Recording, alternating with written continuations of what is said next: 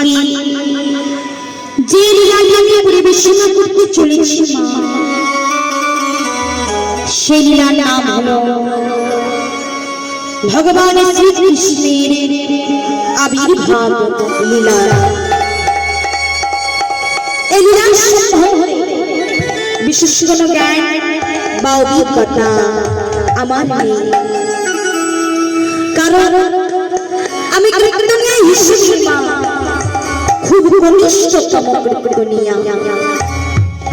এই কীর্তন সম্বন্ধে বিশেষ কোনো জ্ঞান বা অভিজ্ঞতা আমার নেই।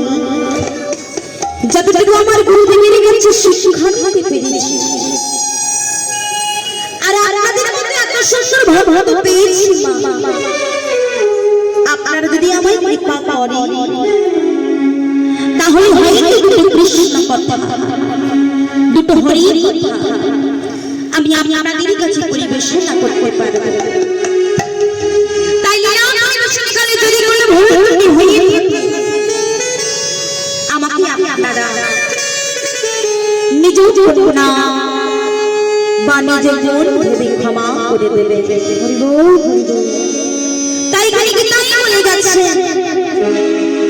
হরি রাম হরি রাম হরি রামই কেবল কলু না দেব না দেব না দেব গতির অন্যথা।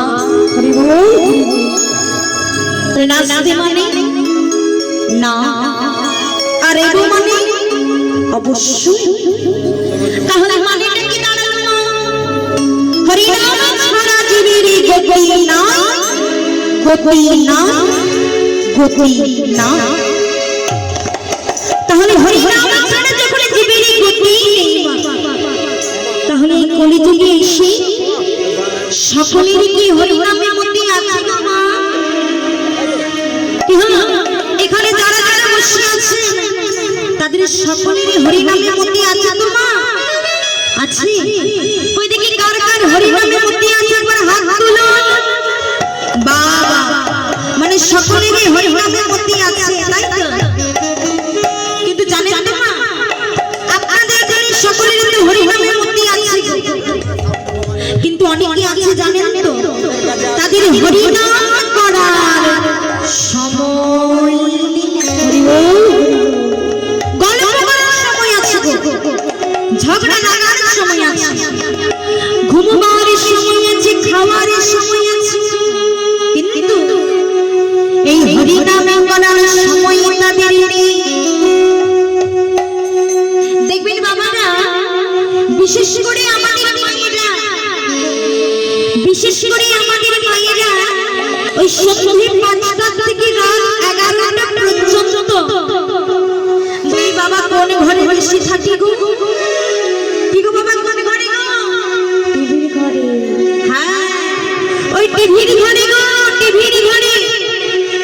কেউ কেউ স্টার জলসা, কেউ কেউ আবার জি বাংলা খুনি মায়েরা আমারে বসে পড়ে, কিন্তু একবার